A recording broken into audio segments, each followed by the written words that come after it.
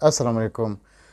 تحریک انصاف کے سربراہ عمران خان صاحب ہر شہر میں جلسے کر رہے ہیں، لیکن وہ جو حقیقی آزادی تحریک کا جو لانگ مارچ یا دھرنا ہے اس کا حتمی اعلان وہ نہیں کر رہے ہیں۔ دوسری طرف رانا ثناء اللہ کی گرفتاری کا بھی ڈراپ سین ہو گیا ہے، اور رانا ثناء اللہ نے اب فیصلہ کیا ہے کہ وہ اینٹی کرپشن پنجاب کے خلاف عدالت میں جائیں گے۔ اس پہ بھی بات کریں گے۔ آج جو دفعہ 144 کا ایک درخواست تحریک انصاف نے اسلام آباد ہائی کورٹ میں دی ہے، اس پہ بھی بات کریں گے۔ اور ایک ممنوعہ فنڈنگ کیس میں بھی تحریک انصاف کی طرف سے ایک درخواست دی گئی تھی ایف آئی اے کے خلاف، اس پہ بھی بات کریں گے۔ لیکن سب سے پہلے آج جو عمران خان صاحب نے جلسہ کیا ہے راولپنڈی میں، اس میں اس نے جو مبینہ آڈیو لیکس ہیں اس پہ بات کی ہے۔ عمران خان نے جو انٹیلیجنس ایجنسیز ہیں ان پہ تنقید کرتے ہوئے کہا ہے کہ اب جو ہمارے انٹیلیجنس ایجنسی ہیں جو یا جاسوسی جو ادارے ہیں ان کا کام یہ رہ گیا ہے کہ وہ اپنے لوگوں کی جاسوسی کرے اور ان کی ٹیلی فون ٹیپ کرے، اور کہ اعظم خان کے ساتھ عمران خان کیا کہہ رہا ہے، یا جو وہاں پہ ڈسکشن ہوتی تھی پرائم منسٹر ہاؤس میں اس کو وہ ٹیپ کرے۔ انہوں نے کہا کہ اس کے خلاف ہم عدالت میں بھی جائیں گے کہ یہ جو سیکیورٹی ایجنسیز کا کام یہ نہیں ہے کہ اپنے لوگوں کی ٹیلی فون ٹیپ کرے۔ یہ بہت انٹرسٹنگ ہے کہ جب عمران خان صاحب وزیر اعظم تھے تو اس وقت وہ جو انٹیلیجنس ایجنسیز جو ٹیلی فون ٹیپ کرتے تھے وہ اس کے حامی تھے۔ انہوں نے کہا تھا کہ یہ جو پرائم منسٹر ہوتا ہے ایجنسیوں کا کام ہے کہ وہ اس کو پروٹیکٹ کرے، تو اس کے لیے ان ٹیلی فون ٹیپ کرنا یہ جو انٹیلیجنس ایجنسیز ہے یہ ان کا کام ہے۔ منصور علی خان ایک جرنلسٹ ہیں، مشہور جرنلسٹ ہے پاکستان کے، ان کے ساتھ عمران خان کا ایک انٹرویو ہوا تھا سما ٹیلی ویژن پہ۔ اس انٹرویو میں عمران خان صاحب نے جو کہا تھا پہلے وہ دیکھتے ہیں۔ You are a prime minister who can also resist the army chief. Prime minister ہوتے ہیں۔ پرائم منسٹر کئی آتے ہیں، اپنی فیکٹریاں بنانی شروع ہو جاتے ہیں، باہر فلیٹس ہوتے ہیں، باہر پیسہ بھجوانا شروع ہو جاتے ہیں۔ فوج کو سب کچھ پتا ہوتا ہے، کیونکہ جو ہماری آئی ایس آئی ہے یہ دنیا کی ایک آؤٹ اسٹینڈنگ انٹیلیجنس ایجنسی ہے۔ Okay. تو اب جو میں کرتا ہوں، جو میں ٹیلی فون کرتا ہوں، جو بھی مجھے کانٹیکٹ کرتا ہے، سب کچھ آئی ایس آئی کو پتا ہوتا ہے۔ اچھا، آئی بی کو بھی پتا ہوتا ہے، آئی ایس آئی کو بھی پتا ہوتا ہے۔ ویسے ٹیکنیکلی پتا ہونا چاہیے، بالکل پرائم منسٹر کیا کر رہا ہے اس کے پتا ہونا صرف چاہیے۔ نہیں، دیکھو منصور یہ یاد رکھو، آج ڈونلڈ ٹرمپ ہو یا جو بائیڈن ہو، یہ جو کریں گے سی آئی کو پتا ہوگا، کیونکہ وہ پروٹیکٹ کرنا ہوتا ہے نا انہوں نے۔ ایجنسی کا یہ بھی کام ہوتا ہے کہ اپنے ملک کے سربراہ کو پروٹیکٹ کریں۔ جو پروٹیکشن دیں گے تو ظاہر ہے انٹیلیجنس کون کیا کہہ رہا ہے ان کے متعلق، سو ان کو سب کچھ پتا ہوتا ہے۔ ہم نہیں، دنیا کے اندر جو بھی ملک ہے، تکڑا ملک ہے جن کی انٹیلیجنس ہے، ان کو ہمیشہ اپنے سربراہ کو پروٹیکٹ کرنے کے لیے ہر انفارمیشن پتا ہوتا ہے۔ اگر انٹیلیجنس ایجنسی آپ کی گفتگو سن رہی ہے، you don't have a problem with that, آپ کے خیال میں ٹھیک ہے؟ صرف ہماری نہیں سن رہی ہوتی، اچھا، اور باہر کی بھی انٹیلیجنس ایجنسی نہیں وہ ٹھیک ہے، ہم تو اپنی بات کر رہے ہیں۔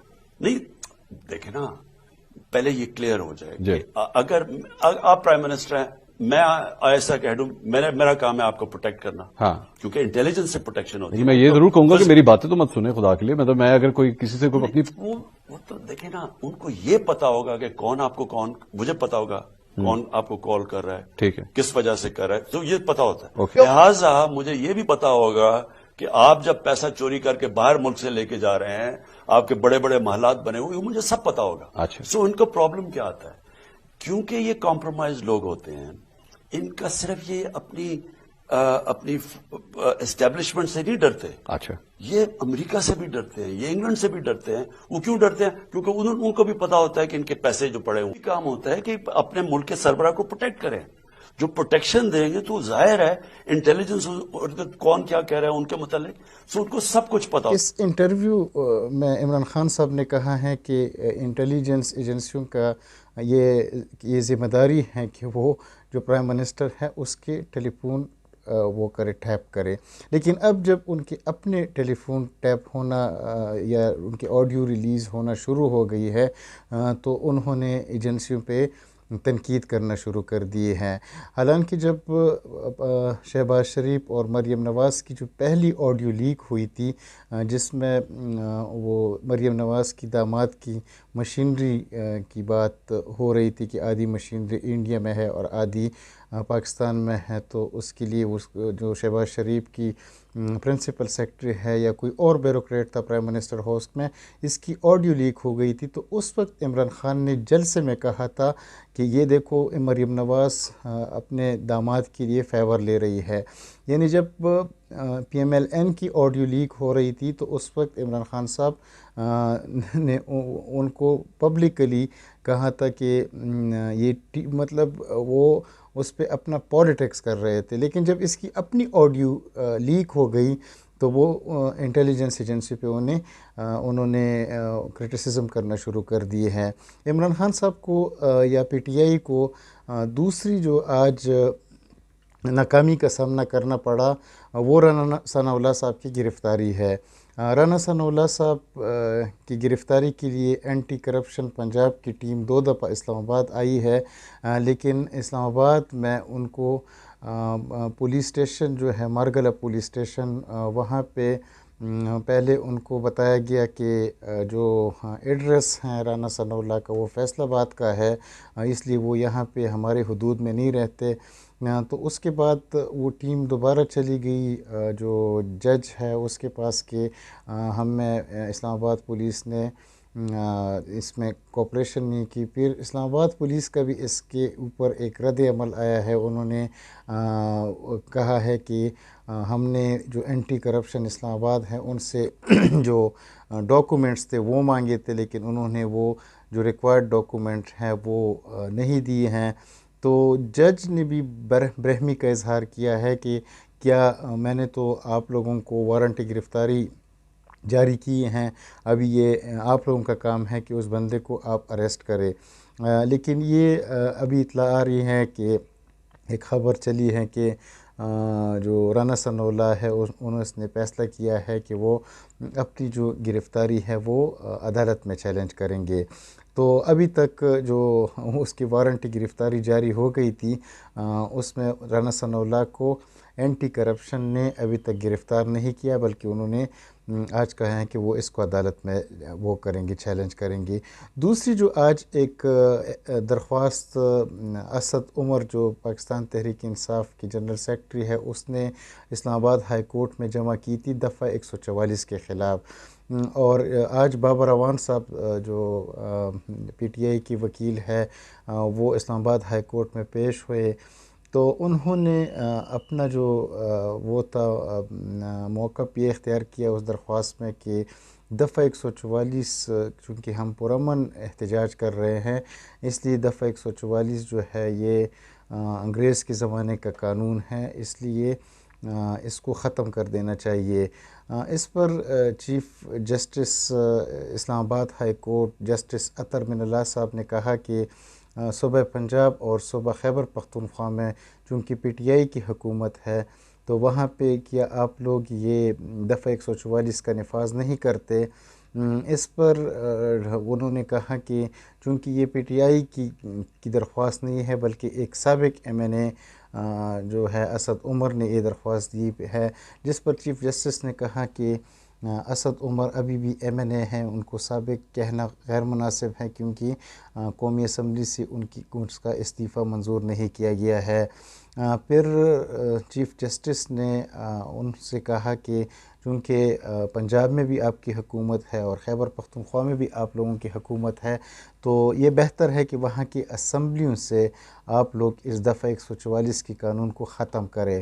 اس کے بعد پھر اس درخواست پہ فیصلہ محفوظ کر دیا گیا اور اس کے بعد وہ درخواست جو ہے وہ اسلام آباد ہائی کورٹ نے اس کو مسترد کر دیا. یعنی پی ٹی آئی کو دفعہ 144 کی جو خاتمی کا انہوں نے درخواست دی تھی اسلام آباد میں اس پہ اسلام آباد ہائی کورٹ نے ان کی جو درخواست تھی وہ مسترد کر دی۔ اسی طرح ایک اور کیس تھا جس پہ ممنوع فنڈنگ کیس میں پاکستان تحریک انصاف نے آج ایک درخواست دی تھی جس پہ آج سماعت ہوئی۔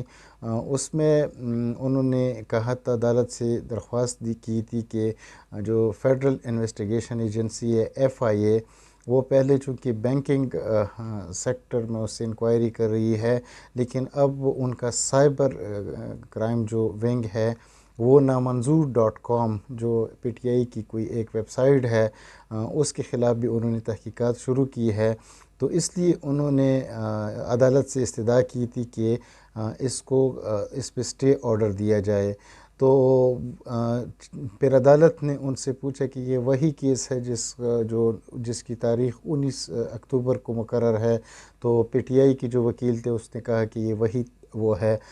اس پر عدالت نے پاکستان تحریک انصاف کے وکیل کو بتایا کہ FIA اپنا جو کارروائی ہے وہ قانون کے مطابق کرے، اور اسلام آباد ہائی کورٹ سے آپ کو اسٹے نہیں مل سکتا، اور یہ درخواست انہوں نے 19 اکتوبر کو تک ملتوی کر دی۔